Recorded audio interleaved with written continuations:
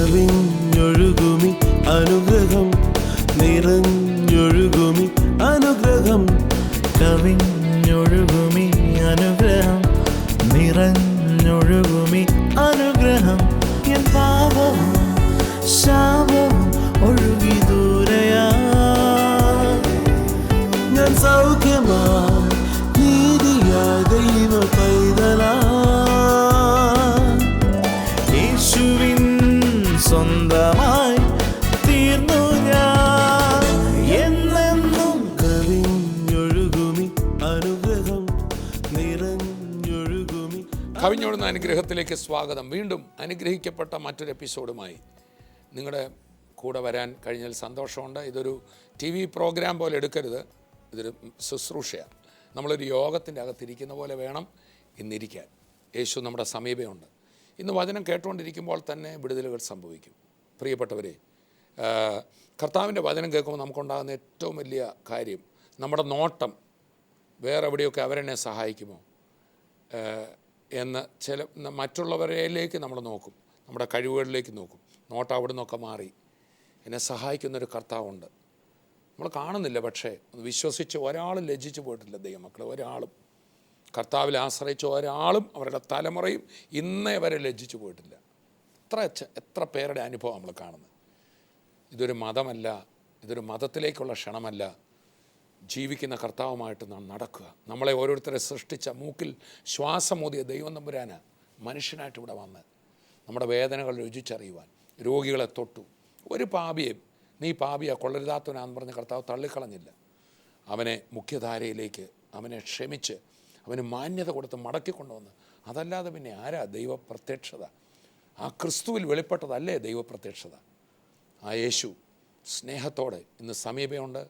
ഈ ലോകം ഒരു നാശത്തിലേക്ക് ഓടിക്കൊണ്ടിരിക്കുമ്പോൾ അവിടെ നശിക്കുകയല്ല, കർത്താവിനോട് ചേർന്ന് അനുഗ്രഹിക്കപ്പെട്ട ഒരു ജീവിതം ഈ ഭൂമിയിലും ക്രിസ്തുവിൽ വിശ്വസിക്കുമ്പോൾ പാപക്ഷമയും നിത്യജീവനും നിത്യസ്വർഗത്തിൻ്റെ അവകാശവും നമുക്കുണ്ട്. സോ ഇന്നത്തെ വചനം അതിലേക്ക് നമ്മളെ നടത്താൻ പോകുന്നത്. കർത്താവിലേക്ക് നമുക്ക് നോക്കാം, വചനത്തിലേക്ക് പോകാം.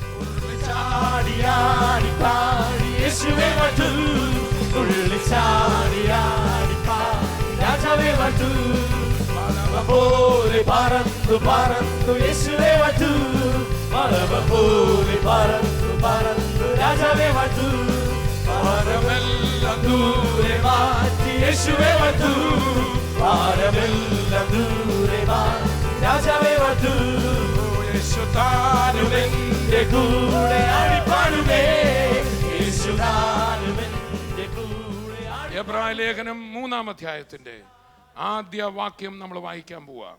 അതുകൊണ്ട് വിശുദ്ധ സഹോദരന്മാരെ, സ്വർഗീയ വിളിക്ക് ഓഹരിക്കാരായുള്ളവരെ, നാം സ്വീകരിച്ചു പറയുന്ന അപ്പോസ്തലനും മഹാപുരോഹിതനുമായ യേശുവിനെ ശ്രദ്ധിച്ചു നോക്കുവിൻ.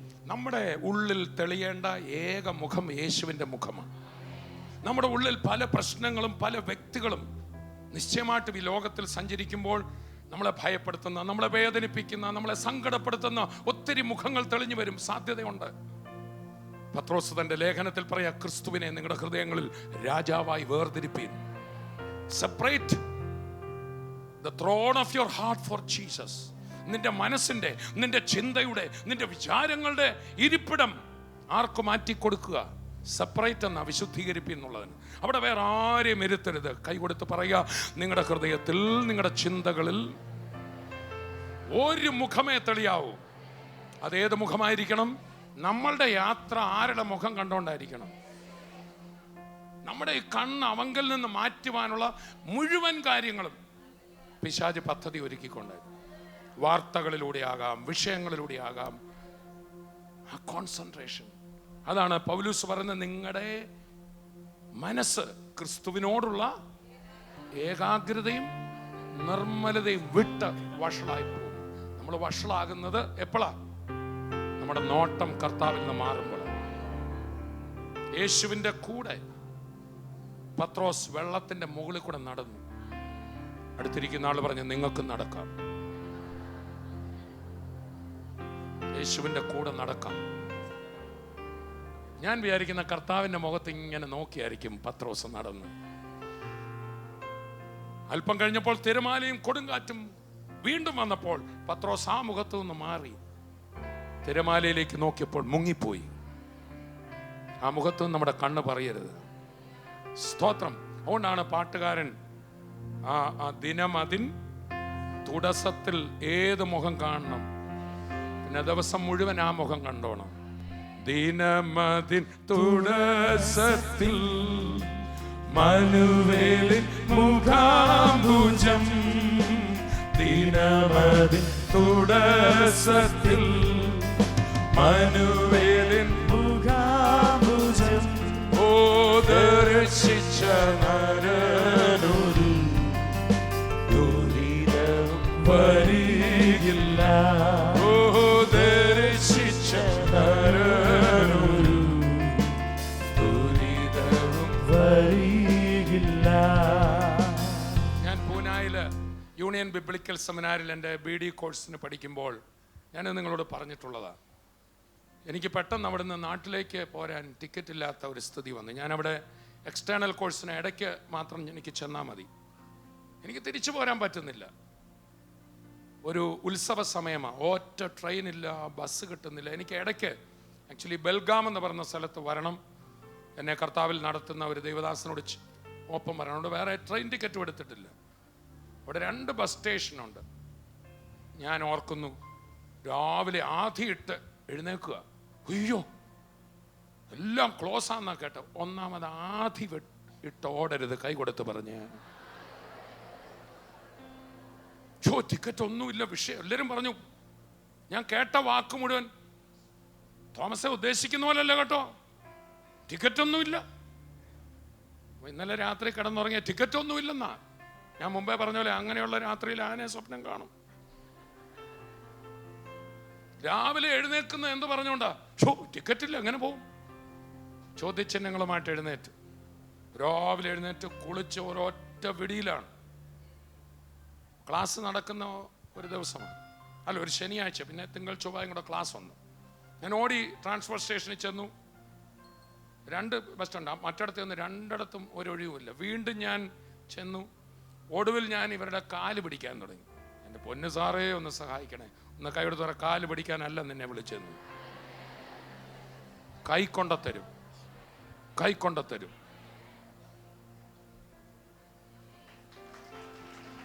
കൈ കൊടുത്ത് പറ, രാവിലെ കർത്താവിൻ്റെ മുഖം കണ്ടിട്ട് ഇറങ്ങിയാൽ പകൽ ആരുടെയും കാല് പിടിക്കേണ്ടി വരത്തില്ലെന്ന്.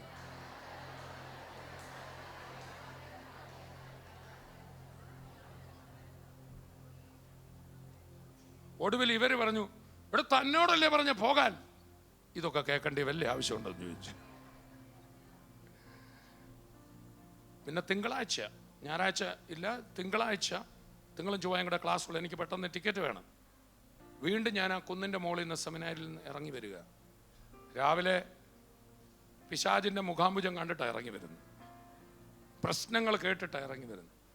ഇറങ്ങി ഇങ്ങോട്ട് വരുമ്പോൾ ആ ഇറക്കം ഇറങ്ങിക്കൊണ്ടിരുമ്പോൾ എൻ്റെ അകത്തൊരു ശബ്ദം, മകനെ നീ 3 ദിവസമായി ഇത് ആരോടെല്ലാം പറഞ്ഞു, എന്നോട് പറഞ്ഞോ?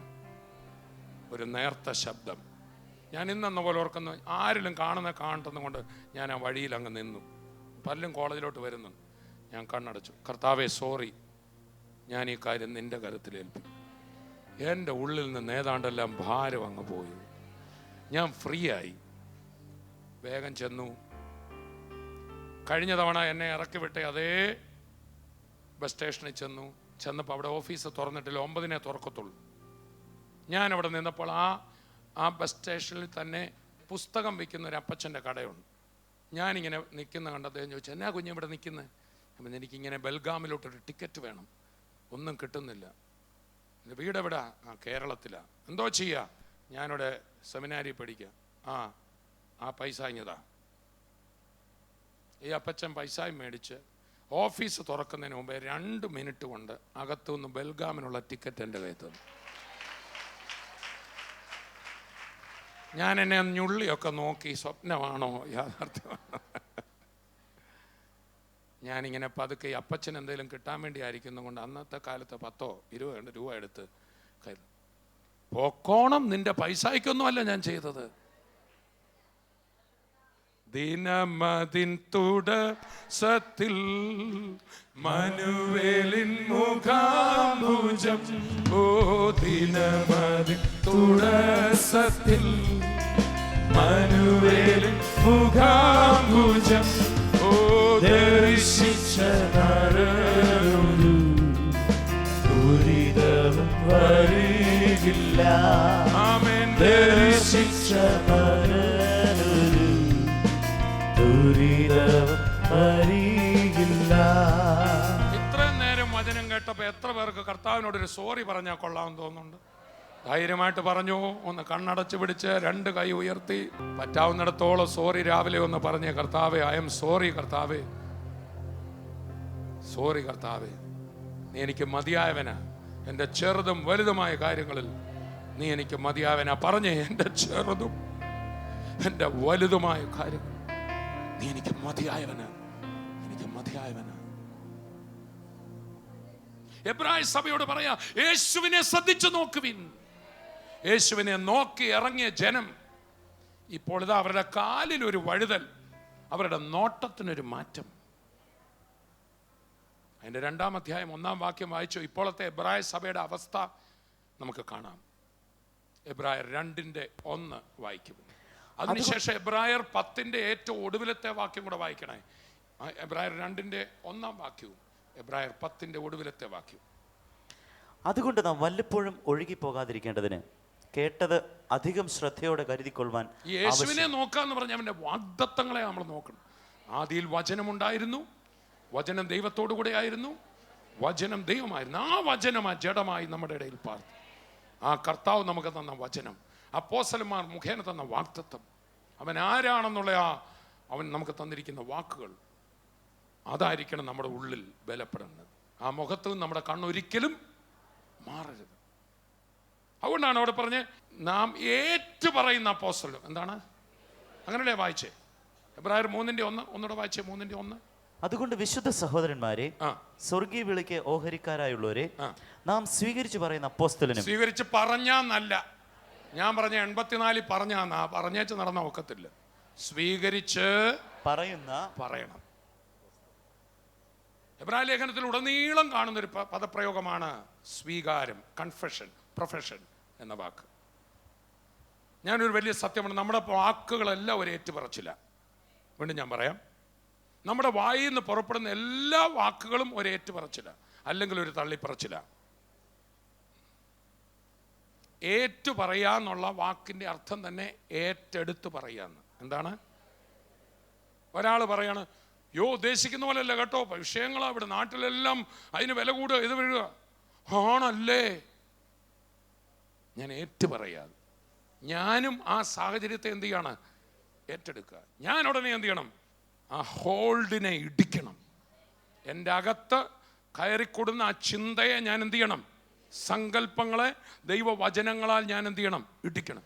ഞാൻ പറയണം, അവിടെയൊക്കെ അങ്ങനെ വരുമായിരിക്കും, എനിക്ക് വരത്തില്ല. കാരണം യേശുവാണ് എൻ്റെ കർത്താവ്. ഉറക്കെ പറ, യേശുവാണ് എൻ്റെ കർത്താവ്. ചേർന്ന് കർത്താവിനെ സ്തുതിക്കാം. എന്നാൽ സ്വീകരിച്ച് പറയുക. അപ്പൊ അവനെ നോക്കി പറയണം. അതാണ് ഇന്നത്തെ വചനം. പറയാം, അവനെ നോക്കി. ഉറക്കെ പറഞ്ഞാട്ടെ. യേശുവിനെ നോക്കി എന്ത് ചെയ്യണം? പറയണം. ഈ കർത്താവിനെ എബ്രായ ലേഖനം പറയുന്ന ആരായിട്ടാണെന്നറിയോ? നിങ്ങൾ എബ്രായ ലേഖനം മുഴുവൻ നോക്കിയാൽ യേശുവിനെ കുറിച്ച് പല കാര്യങ്ങൾ പറയുന്നു. പഴയ നിയമ പുരോഹിതനെ കുറിച്ച് പറയുന്നുണ്ട്, പക്ഷെ ഇവിടെ ഇതാ പെർഫെക്റ്റ് പുരോഹിതൻ. പഴയ നിയമ മധ്യസ്ഥനെ കുറിച്ച് പറയുന്നു, ഇവിടെ അതാ പെർഫെക്റ്റ് മധ്യസ്ഥൻ. പഴയ നിയമ യാഗങ്ങളെ കുറിച്ച് പറയുന്നുണ്ട്, അതൊന്നും വേണ്ടാധീനമായിരുന്നല്ല, അതൊക്കെ വെറും നിഴല് മാത്രം. Here is the perfect one. എബ്രായ ലേഖനത്തിൻ്റെ ഒരു മെയിൻ കാര്യം തന്നെ പെർഫെക്ഷൻ ഉള്ളത്. Perfect saviour. ഉറക്കെ പറഞ്ഞേ, വിശ്വാസത്തിൻ്റെ നായകനും പൂർത്തി വരുത്തുന്നവനും എന്നുള്ള ഇംഗ്ലീഷിൽ ദ ഓഥർ ആൻഡ് പെർഫെക്റ്റർ. അവൻ പെർഫെക്റ്റ് ആണ്, നമ്മളെ പെർഫെക്റ്റ് ആക്കും. സമ്പൂർണത വരുത്തുക, പെർഫെക്റ്റ്. ചേർന്ന് കർത്താവിനെ സ്തുതിക്കുക. അതുകൊണ്ട് ഇംപെർഫെക്റ്റ് ആൾക്കാരുടെ മുഖത്ത് നിന്ന് നിന്റെ കണ്ണ് മാറ്റി പെർഫെക്റ്റ് ആളെ നോക്കുക. ഇംപെർഫെക്റ്റ് ആയിട്ടുള്ള ആൾക്കാർ പടച്ചുവിടുന്ന വാക്കുകളും സന്ദേശങ്ങളും കേട്ട് ഭയപ്പെടാതെ പെർഫെക്ഷനായവന്റെ വായിൽ നിന്ന് പുറപ്പെട്ട ഇരുവായ്ത്തല വാള് പുറപ്പെടുന്നവന്റെ അധരങ്ങളിൽ നിന്ന് പുറപ്പെട്ട വാക്കുകൾ ഞാൻ എന്നെ തന്നെ ഉറപ്പിക്കുക. ചേർന്ന് കർത്താവിനെ സ്തുതിക്കുക. ഇവിടെ എബ്രായ ലേഖനം 2-ാം അധ്യായത്തിന്റെ 1-ാം വാക്യത്തിൽ നമ്മൾ വായിക്കുകയാണ്, ആകയാൽ നാം വല്ലപ്പോഴും ഒഴുകിപ്പോകാതിരിക്കേണ്ടതിനെന്നുള്ളതിന് ഗ്രീക്കിൽ ഉപയോഗിച്ചിരിക്കുന്ന പദം കപ്പല് കാറ്റിൽ ഒഴുകി ഇങ്ങനെ നിയന്ത്രണമില്ലാതെ പോകാതെ നങ്കൂരമിടുക അല്ലെങ്കിൽ കരയ്ക്ക് കെട്ടി ഉറപ്പിക്കുകയല്ലേ, ആ പദപ്രയോഗം. അതേ പദം അവിടെ ഉപയോഗിച്ചിരിക്കുന്നു. നമ്മൾ പോലും അറിയത്തില്ല, എന്ത് ചെയ്തു പോവും. പല പല കാറ്റുകളിലാണ് നീയും ഞാനും. പല പല അടി ഒഴുക്കുകൾ ലോകത്ത് നടക്കുന്നു. ഉപദേശത്തിൻ്റെ കാറ്റുകളുണ്ട്. പൗലോസ് പറഞ്ഞു, ഉപദേശത്തിൻ്റെ ഓരോ കാറ്റിനാൽ അലഞ്ഞ് ഉഴലുന്ന ശിശുക്കളായിരിക്കാതെ നിന്നെ കെട്ടി ഉറപ്പിക്കണം. നിന്റെ നോട്ടവും നിന്റെ ഉറപ്പും യേശുവിലായിരിക്കണം. ചേർന്ന് കർത്താവിനെ സ്തുതിക്കാം. അപ്പൊ ഈ കപ്പൽ ആദ്യം ഇച്ചിരി പോകുമ്പോഴൊന്നും മനസ്സിലാകത്തില്ല. അതുകൊണ്ടാണ് നമ്മുടെ പ്രാർത്ഥന കുറയുമ്പോഴേ, നമ്മുടെ ആരാധനയിൽ മാറ്റം വരുമ്പോഴേ നമ്മൾ ജാഗ്രതയുള്ളവരാകണം. Praise the Lord. Amen. Bible വായിക്കാൻ പഴയ പോലെ താല്പര്യമില്ല, വചനം കേൾക്കാൻ താല്പര്യമില്ല. നമ്മൾ തിരിച്ചറിയണം, പ്രൈസ് ദി ലോർഡ്, എനിക്ക് വചനം കേൾക്കാൻ കൊതിയായിരിക്കണം, എനിക്ക് വചനം ധ്യാനിക്കാൻ കൊതിയായിരിക്കണം, എനിക്ക് പ്രാർത്ഥിച്ചാൽ മടുപ്പില്ലാതെ പ്രാർത്ഥിക്കാൻ എനിക്ക് സാധിക്കണം, ഞാൻ ഉപവസിക്കണം, കർത്താവിൻ്റെ കൂടെ ഇരിക്കണം. അപ്പം നമ്മൾ ആദ്യത്തെ ഈ ഒഴുക്കിലൊന്നും എന്ത് ചെയ്യത്തില്ല, അറിയത്തില്ല. അതാണ് അവിടെ പറയുന്നത്, നിങ്ങൾ വല്ലപ്പോഴും ഒഴുകിപ്പോകാതിരിക്കേണ്ടതിന് കേട്ടതെന്താ? യേശു. ഉറക്കെ പറ, ഉയർത്ത് ജീവിക്കുന്നു, അവൻ മതിയായവൻ, അവൻ വീണ്ടും വരും, ചെറുതും വലുതുമായ എല്ലാ കാര്യങ്ങളിലും അവൻ മതിയായവനാ, വാക്ക് മാറത്തില്ല. നിനക്കും നിന്റെ തലമുറയ്ക്കും നിന്റെ വരും കാലത്തേക്കും വേണ്ടത് മുഴുവൻ അവൻ കരുതിയിട്ടുണ്ട്.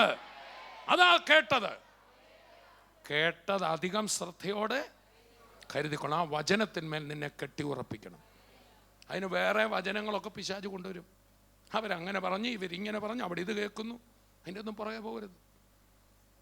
ഒഴുകിപ്പോവും. നിന്നെ ഒഴുക്കാൻ കാറ്റുകൾ ദേശത്ത് അടിക്കുന്നുണ്ടെന്ന് നീ അറിയണം. ഉപദേശത്തിൻ്റെ കാറ്റുകൾ അടിക്കും, റൂമറുകളുടെ കാറ്റുകൾ അടിക്കും. Praise the Lord, praise the Lord. ദുർവർത്തമാനങ്ങളുടെ കാറ്റുകൾ വരും, പ്രതികൂലങ്ങളുടെ കാറ്റുകൾ അടിക്കും. Praise the Lord. ചിലപ്പോൾ സഭയ്ക്കെതിരെ പീഡനങ്ങൾ ആ കാറ്റിൽ കൂടെ നമ്മളൊന്ന് പോയതല്ലേ, അല്ലേ? ആ കാറ്റിൽ ആടി ഉലയുമെന്നല്ലേ നമ്മൾ വിചാരിച്ച്. എന്നാൽ നമ്മൾ ആശ്രയിച്ചത് യേശുവിനെ ആകയാൽ ഇന്നും ഉറച്ചു നിൽക്കാൻ കർത്താവ് കൃപ തന്നതിനായി ആർപ്പോടെ കർത്താവിനെ സ്തുതിക്കാൻ ദൈവമക്കൾ.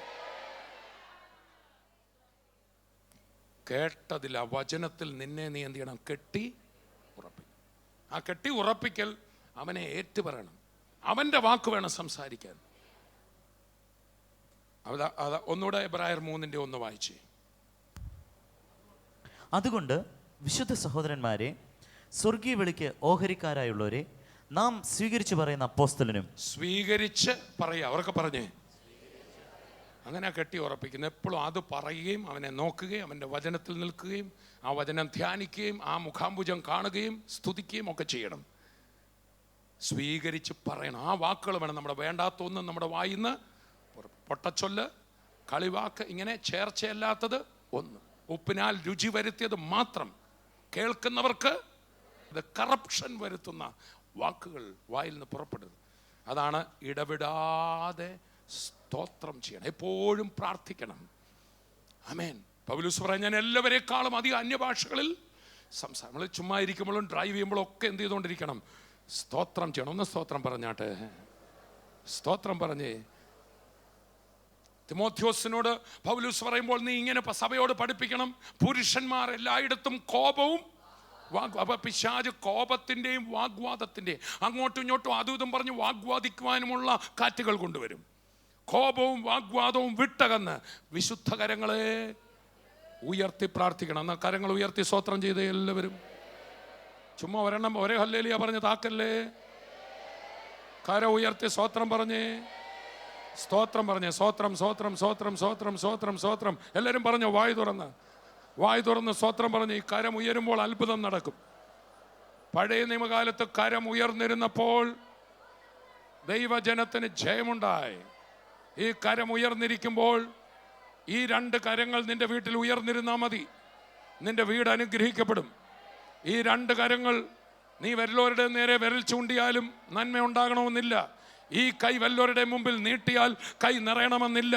എന്നാൽ ഈ കരം രണ്ട് ഉയർന്നിരുന്നാലുണ്ടല്ലോ, ഇനി നിന്റെ ജോലി നഷ്ടപ്പെട്ടിരിക്കുകയായിരിക്കാം, നിന്റെ കുഞ്ഞിൻ്റെ വിദ്യാഭ്യാസം ഇപ്പോൾ അവതാളത്തിലായിരിക്കാം, ഒന്നും നടന്നില്ലായിരിക്കാം. എന്നാൽ വിശുദ്ധ കരങ്ങൾ ഉയർത്തി കർത്താവിനെ സ്തോത്രം ചെയ്യുന്ന ദൈവപൈതലേ, നന്മകൾ കൊണ്ട് നിന്റെ വായി നിറയും, നീ ഇരിക്കുന്നിടം നിറയും. കരമുയർത്തി സ്തോത്രം ചെയ്തോ. രണ്ട് കരങ്ങളൊന്ന് ഉയർത്തിപ്പിടിച്ചേ. ആ ബൈബിളൊക്കെ താഴെ വെച്ചിട്ട് രണ്ട് കരമൊന്ന് ഉയർത്തിക്ക്.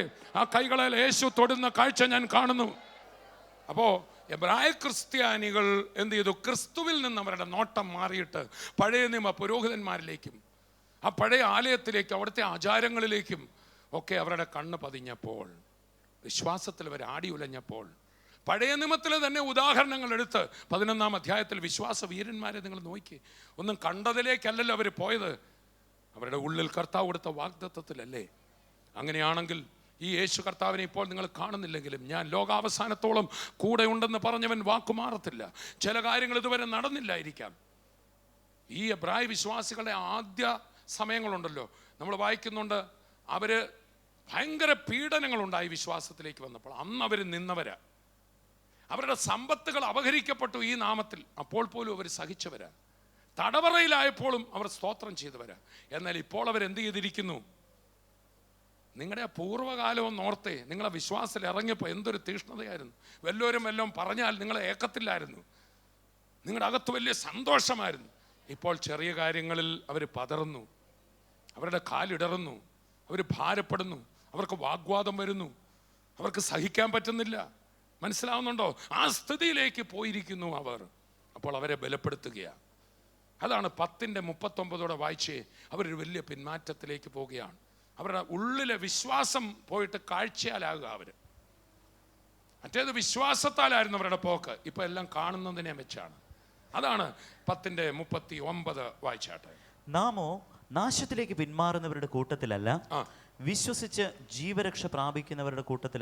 ഇവരൊരു പിന്മാറ്റത്തിന്റെ വക്കിലാണ്. എവിടുന്ന് അവർ മാറിയിരിക്കുന്ന? ക്രിസ്തുവിൽ നിന്ന്. യേശു ക്രിസ്തുവിന്റെ ശ്രേഷ്ഠതയെ നോക്കുന്നതിന് പകരം അതും ഇതുമെല്ലാം അവരുടെ തലയിൽ കയറുകയാണ്. Price the Lord. എബ്രായർ 3:1 പറയണം, നാം സ്വീകരിച്ചു പറയുന്ന അപ്പോസ്തോലനും, ഉറക്കപ്പറ അപ്പോസ്തോലനും മഹാപുരോഹിതനുമായ യേശുവിനെ നോക്കുക. ഈ എബ്രായ ലേഖനത്തിൽ നമ്മൾ പലയിടത്തായിട്ട് കർത്താവായ യേശു ക്രിസ്തുവിനെ കുറിച്ച് പറയുമ്പോൾ he is the perfect priest. ഉറക്കെ പറഞ്ഞേ, പെർഫെക്റ്റ് പ്രീസ്റ്റ്. ഒത്തിരി പുരോഹിതന്മാരുണ്ടായിരുന്നു. അഹരോൻ മുതൽ ഇങ്ങോട്ട് ഒത്തിരി പുരോഹിതന്മാരുണ്ടായിരുന്നു. ഒടുവിൽ ഹൈനാവും കയ്യഫാവും. ഈ ലേഖനം എഴുതുമ്പോഴും യെരുശലേം ദേവാലയം തകർന്നിട്ടില്ല. AD 70 മുമ്പായിരിക്കണം ഈ ലേഖനം എഴുതിയത്. അതുകൊണ്ടാണ് 10-ാം അധ്യായത്തിൽ പറയുന്നത്, അവിടെ ആ ആലയത്തിൽ അവർ ശുശ്രൂഷ ചെയ്തുകൊണ്ട് പുരോഹിതന്മാർ ഇപ്പോഴും നിൽക്കുന്നു. യെരുശലേം ദേവാലയത്തിൽ അതിവിശുദ്ധ സ്ഥലത്തോ വിശുദ്ധ സ്ഥലത്തോ പുരോഹിതന്മാർക്ക് ഇരിക്കാൻ ഒരു കസേര ഇട്ടിട്ടില്ല, നിന്നോണ്ട എന്ന് പറഞ്ഞാൽ അവരുടെ ശുശ്രൂഷ ഇതുവരെ എന്ത് ചെയ്തിട്ടില്ല? തീരുന്നിട്ടില്ല. എന്നാൽ എനിക്കും നിങ്ങൾക്കുമോ ഒരു മഹാപുരോഹിതൻ നമുക്ക് വേണ്ട വീണ്ടെടുപ്പ് നടത്തിയിട്ട് പിതാവിൻ്റെ വലത്ത് ഭാഗത്ത് ഇരിക്കുന്നു. It is finish. നിനക്ക് വേണ്ടി ഇനി ഒരു യാഗവും വേണ്ട, നിനക്ക് വേണ്ടി ഇനിയൊന്നും കൊടുത്തു തീർക്കാനില്ല, നിനക്ക് വേണ്ടി ഇനി ഒരു കർമ്മവും ശേഷിക്കുന്നില്ല. മുഴുവൻ തീർത്തിട്ട് നമ്മുടെ പുരോഹിതൻ ഇരിക്കുന്നു. ചേർന്നൊരു ഹല്ലേലൂയ പറയാം. എബ്രായർ 10 പറയുന്നു, അവരുടെ പുരോഹിതന്മാർ നിൽക്കുന്നു. കൈകൊടുത്ത് പറ, നിന്റെ പുരോഹിതൻ നിനക്ക് വേണ്ടി സകലവും ചെയ്തിട്ട് വലത്ത് ഭാഗത്ത് ഇരിക്കുന്നു, നിന്റെ കാര്യം പിതാവിനോട് പറയാൻ. ആകയാൽ തൽസമയത്ത് സഹായം വേണ്ടിയപ്പോൾ ധൈര്യത്തോടെ വന്നോളാനാ. ഈ പുരോഹിതൻ പൂർണ്ണതയുള്ള പുരോഹിതനാ. ഈ പുരോഹിതൻ മരണത്തെ ജയിച്ചവനാ. ഈ പുരോഹിതൻ പ്രവർത്തിച്ച് അവസാനിപ്പിച്ചവനാ. ഈ പുരോഹിതൻ ഒന്നും ബാക്കി വെച്ചിട്ടില്ല. നിനക്ക് വേണ്ടത് മുഴുവൻ ചെയ്തു കഴിഞ്ഞു. ഞാൻ പറയുന്ന യേശു ഒരു കഥയല്ല, കേവലം ഒരു പുരാണ കഥാപാത്രമല്ല, ജീവനോടെയുണ്ട്. അവൻ യേശു ഈ ലോകത്ത് വന്നപ്പോൾ ലോകത്തിൻ്റെ ചരിത്രം AD എന്നും BC എന്നും രണ്ടായി മാറിയെങ്കിൽ എന്നെ കേൾക്കുന്ന നിങ്ങളുടെയും ജീവിതത്തിൻ്റെ ചരിത്രം പാടെ മാറും. ആ ഗ്രാഫ് നേരെ മുകളിലേക്ക് വരും, വഴികൾ തുറക്കപ്പെടും. ഈ ലോകത്തിലെ അനുഗ്രഹം മാത്രമല്ല, നിത്യജീവൻ്റെ പ്രത്യാശ, പാപമോചനത്തിൻ്റെ ഉറപ്പ്, നമ്മുടെ കഴിഞ്ഞ നാളുകൾ ജീവിതത്തിൽ പറ്റിപ്പോയ തെറ്റുകളും അപരാധങ്ങളും ക്ഷമിച്ച് നമ്മളെ കഴുകി നമ്മുടെ ഉള്ളിൽ നിന്ന് ഞാൻ പാപിയാണ്, കൊള്ളരുതാത്തവനാണെന്നുള്ള ചിന്ത മാറ്റിക്കളയാൻ കഴിയുന്ന ഒരു രക്തം, ഹാബേലിൻ്റെ രക്തത്തെക്കാൾ ഗുണകരമായി സംസാരിക്കുന്ന യേശുവിൻ്റെ രക്തത്തിൻ്റെ ശക്തി ഇപ്പോൾ വ്യാപരിക്കുക. നമുക്ക് പ്രാർത്ഥിക്കാം. പിതാവേ, ഞങ്ങളങ്ങേ സ്തുതിക്കുന്നു. ഈ സന്ദേശം കേട്ടുകൊണ്ടിരുന്ന ഓരോ വ്യക്തികളും കർത്താവേ, വേദനയോടും ചിലരുടെ വേർപാടിൻ്റെ കണ്ണുനീരോടും ഇത് കേൾക്കുന്നവർക്ക് വേണ്ടി പ്രത്യേകം പ്രാർത്ഥിക്കുന്നു. വൈധവ്യം അനുഭവിക്കുന്നവർ, അതുപോലെ കർത്താവേ സ്തോത്രം, അനാഥത്വം അനുഭവിക്കുന്ന കുഞ്ഞുങ്ങൾ എന്നെ കേൾക്കുമ്പോൾ, അപ്പൻ നഷ്ടപ്പെട്ട, അമ്മ നഷ്ടപ്പെട്ട, സഹോദരങ്ങൾ നഷ്ടപ്പെട്ട് വേദനയിൽ ഇത് കേൾക്കുന്നവർ, കർത്താവേ അങ്ങ് വിധവയ്ക്ക് കാന്തനും അനാഥർക്ക് അപ്പനുമാണല്ലോ. ഇത് കേട്ടുകൊണ്ടിരിക്കുന്ന ജീവിതങ്ങളിലേക്ക് അങ്ങ് ചെല്ലുന്നതിനായി സ്തോത്രം. ഞാൻ നിന്നെ കൈവിടുകയില്ല എന്ന് പറഞ്ഞ കർത്താവിൻ്റെ സ്നേഹം ഇത് കേട്ടുകൊണ്ടിരിക്കുന്നവരെ അനുഭവിക്കട്ടെ. യേശു ക്രിസ്തുവിൻ്റെ നാമത്തിൽ പുതുവഴികൾ അവർക്ക് തുറക്കപ്പെടട്ടെ. കുഞ്ഞുങ്ങൾ അനുഗ്രഹിക്കപ്പെടട്ടെ, കുടുംബങ്ങൾ അനുഗ്രഹിക്കപ്പെടട്ടെ, വിധവമാരായി തീർന്നവർ വിടുതലാകട്ടെ. അപ്പോൾ തന്നെ കർത്താവേ, രോഗികൾക്ക് വേണ്ടി പ്രാർത്ഥിക്കുന്നു. അങ്ങയുടെ തൃക്കരം നീട്ടി പൂർണ്ണ വിടുതൽ യേശുവിൻ്റെ നാമത്തിൽ അവർക്ക് ഞാൻ കൽപ്പിക്കുകയാണ്. സൗഖ്യമാകട്ടെ, യേശുവിൻ നാമത്തിൽ സൗഖ്യമാകട്ടെ. വർഷങ്ങളായ തലവേദന യേശുവിൻ്റെ നാമത്തിൽ സൗഖ്യമാകുന്നു. യേശുവിൻ്റെ നാമത്തിൽ കുടൽ സംബന്ധമായ രോഗങ്ങൾ, കിഡ്നികൾ സൗഖ്യമാകുന്നു. ഹാർട്ട് പ്രോബ്ലം സൗഖ്യമാകുന്നു. ലിവർ പ്രോബ്ലം സൗഖ്യമാകുന്നു. ആയുസ് അറ്റെന്ന് പറഞ്ഞിടത്ത് ജീവൻ വ്യാപരിക്കുന്നു. കർത്താവേ, കരം നീട്ടിയതിനായി സ്തോത്രം, വിടുതലയച്ചതിനായി സ്തോത്രം. യേശുവിൻ നാമത്തിൽ തന്നെ ആമേൻ, ആമേൻ. കർത്താവ് കൂടെയുണ്ട്. നിങ്ങളുടെ ജീവിതം കണ്ണുനീരിൽ നിന്ന് ആനന്ദത്തിലേക്ക് കർത്താവ് മാറ്റുക. അടുത്ത എപ്പിസോഡിൽ നമുക്ക് വീണ്ടും കാണാം. അതുവരെയും കർത്താവ് തൻ്റെ കൃപയിൽ നമ്മെ സൂക്ഷിക്കട്ടെ. I bless you in Jesus name. TV പ്രേക്ഷക സംഗമവും വിടുതൽ ശുശ്രൂഷയും മറ്റന്നാൾ കോഴഞ്ചേരിക്ക് സമീപം ചെറുകോലിൽ ഓഗസ്റ്റ് 21 വെള്ളി നോയൽ ഓഡിറ്റോറിയം ചെറുകോൽ. തോമസ് കുട്ടി ബ്രദർ ശുശ്രൂഷിക്കുന്നു. TV പ്രേക്ഷക സംഗമവും വിടുതൽ ശുശ്രൂഷയും ചെങ്ങന്നൂരിൽ ഓഗസ്റ്റ് 22 ശനി രാവിലെ 10-ന് ഗിരിദീപം ഓഡിറ്റോറിയം ക്രിസ്ത്യൻ കോളേജിന് സമീപം MC റോഡ് ചെങ്ങന്നൂർ. തോമസ് കുട്ടി ബ്രദർ ശുശ്രൂഷിക്കുന്നു. വരിക, യേശുക്രിസ്തു താങ്കളെ സ്വതന്ത്രനാക്കും. प्रेम की परिभाषा को